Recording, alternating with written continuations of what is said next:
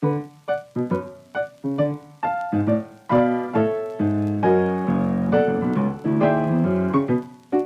you start a project to help your children or grandchildren become philanthropists, I think it's to always be encouraging, to always listen and appreciate what they're doing, and to help to contribute yourself in the best way that you can.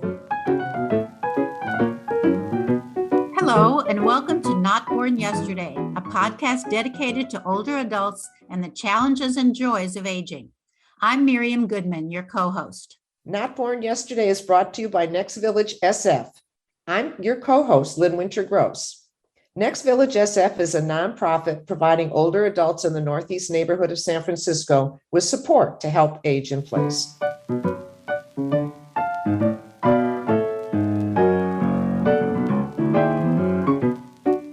Here at Not Born Yesterday, we try to examine the many ways older adults can keep active and share our lifetime of knowledge and experience to make our later years as fulfilling as possible.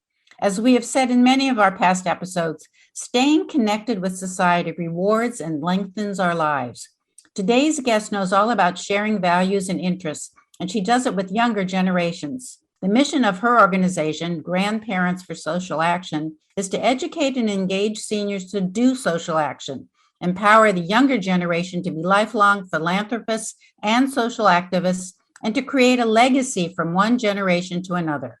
Grandparents for Social Action encourages grandparents and active seniors to share their roots in social action with their grandchildren, with their nieces and nephews, or children and grandchildren of their friends. It was founded by our guest Sharon Morton, a retired religious educator with decades of experience in social action training. Grandparents for Social Action began in the Chicago suburbs and has grown nationwide. Sharon, welcome to Not Born Yesterday. Thank you so very much. It's a pleasure to be here. Sharon, I understand you started Grandparents for Social Action as a way to discuss important values with the next generation.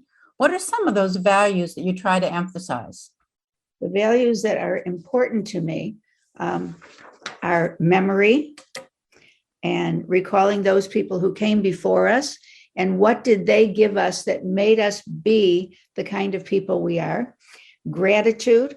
And I think that's one of the most important things is to appreciate each small thing that comes our way.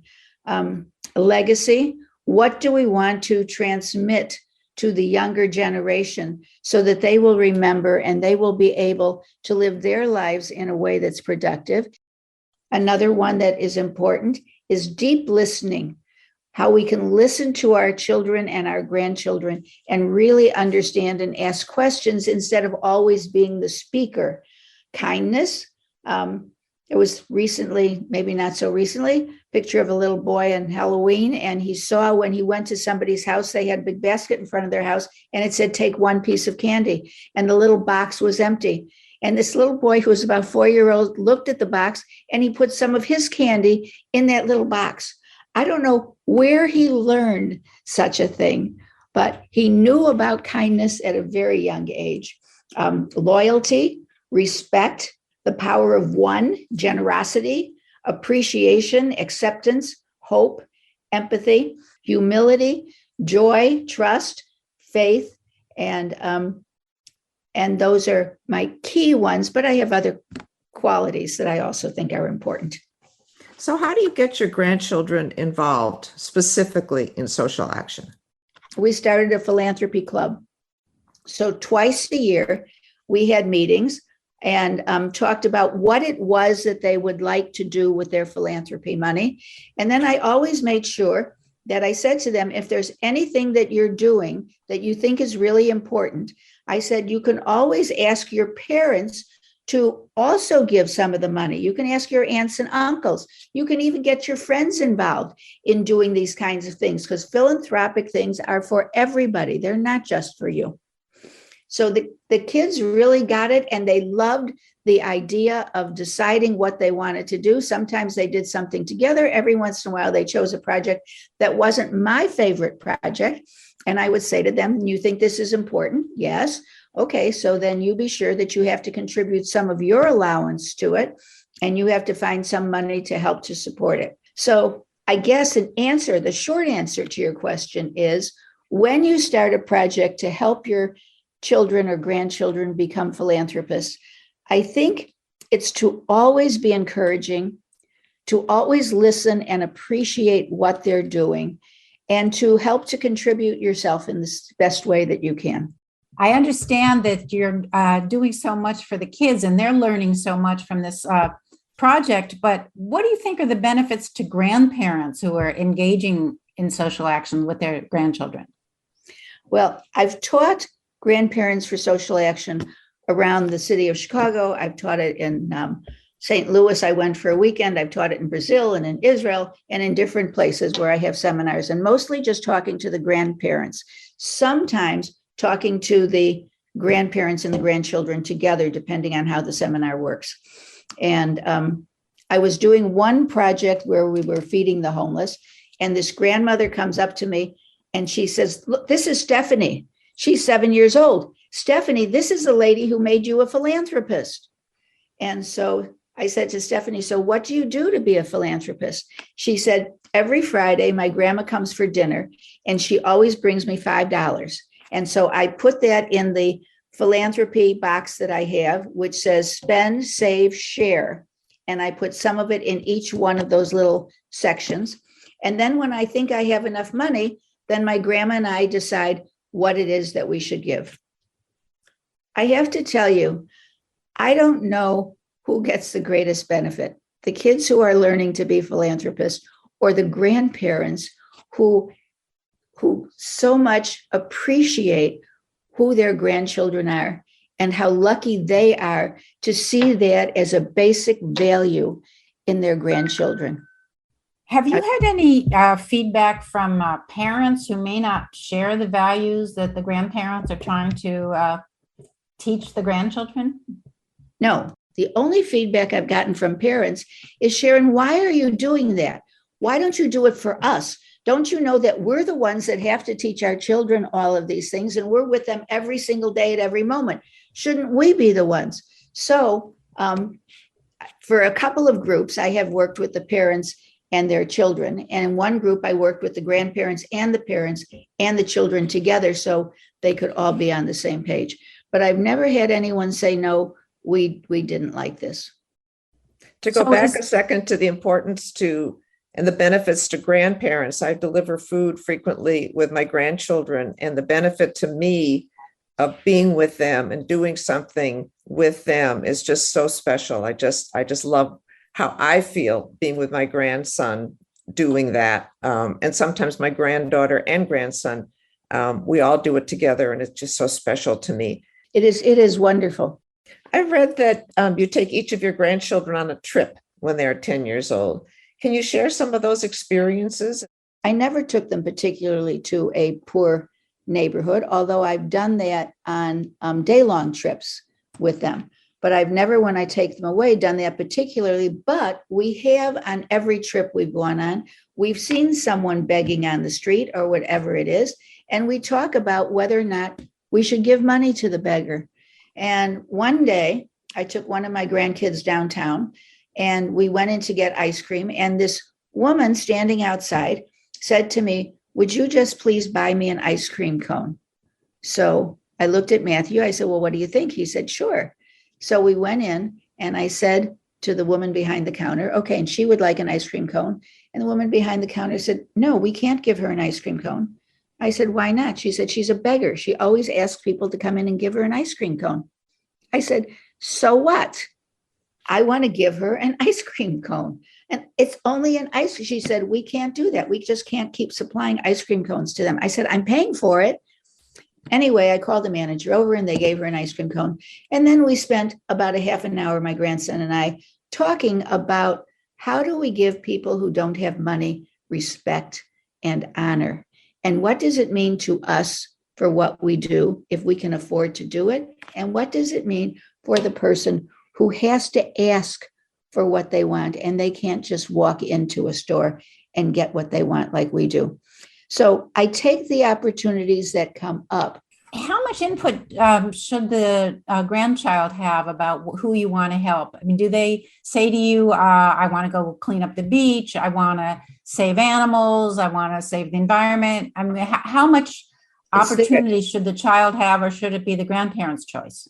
No, it's for me, it's their choice, and whatever it is. And as I say, if they choose something like to save the seals who live in the mountains, whatever it may be, that I certainly wouldn't necessarily do. I always say, so why is that important to you? And if they tell me a reason why it's really important to them, I say, okay, so you can do that. And I hope that you will take some money out of your piggy bank to support that, and ask your parents too, how they feel about it. But you can do it, because I think that it's not always what I would contribute to. I want them to develop their own sense of what is important. So, and just most recently on our weekly phone call, we were talking about what we have to do. Where do we send the money that we want to send to the Ukraine? And I want to read, before we leave, I want to tell you one thing that I found just this morning about how we can treat our grandchildren so that they develop a sense of honesty and integrity and goodness. If children live with approval, they learn to like themselves. If they live with sharing, they learn generosity.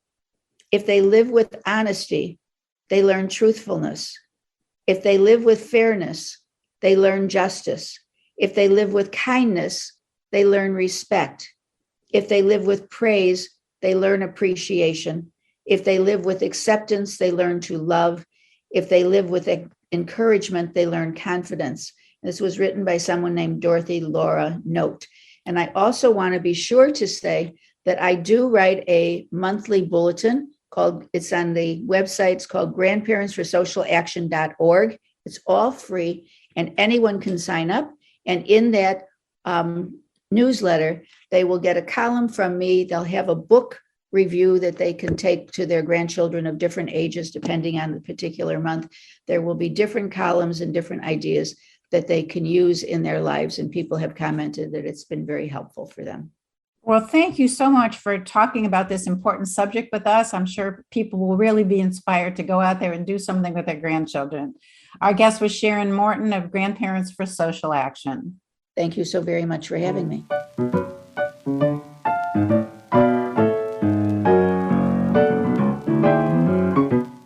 Each week, we bring listeners news you can use. Today, we want to talk about ageism in healthcare. According to the publication Medical News Today, ageism is widespread in healthcare. It affects every aspect, from diagnosis to prognosis, and influences healthcare policies and workplace culture. Ageism is especially harmful since we are more likely to need medical care as we age. This leads to discrimination, lower quality care, and preventable illness and disability. Have you ever felt like your doctor was infantilizing you and talking to you as if you were a child? It's referred to as elder speak, which is when you're talked to in oversimplified language, terms of endearment, or a rhythmic tone of voice a person might use with a child. While doctors may think this is an attempt to communicate more effectively, talking down to older adults is patronizing and can reinforce unequal power dynamics between medical personnel and patients. Another problem is that many doctors lack current knowledge about medical issues related to aging. For example, assuming that an older patient is less independent than they really are can result in unnecessary treatment suggestions or even lack of treatment. With these incorrect assumptions, medical staff often spend less time with their older patients, assuming there's not much they can do. This again can lead to poor health outcomes. In addition, a person's own view about their own age may impact their health. We may delay or postpone medical treatment, assuming that our health challenges are just part of aging and therefore untreatable. So what can we do? Become aware of your own feelings of ageism as it relates to your health, and don't ignore your symptoms. Don't assume that your medical issues can't be treated because you're an older adult and your symptoms are just a normal part of aging. You can also develop skills to speak up and be assertive with medical staff. It's challenging because we assume our doctors and nurses know more than we do. Find medical providers who treat you with respect, understand current medical issues that affect older adults, and will spend time listening to you.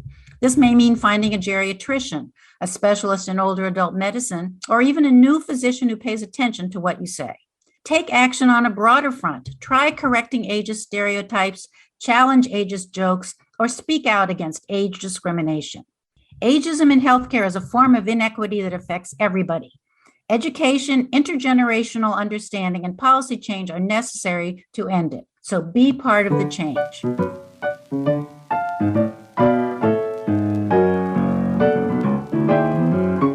That's our podcast for today. Our thanks to Sharon Morton of Grandparents for Social Action. Our engineer is Jason Dahlstedt. Our theme music is from Hook Sounds. You can learn more about Next Village SF by going to the website, nextvillagesf.org. And thanks for listening. We would love to hear what you think about the podcast. Please contact us at nby@nextvillagesf.org. Be well, stay strong, and remember, you weren't born yesterday. I'm Lynn Winter Gross. And I'm Miriam Goodman.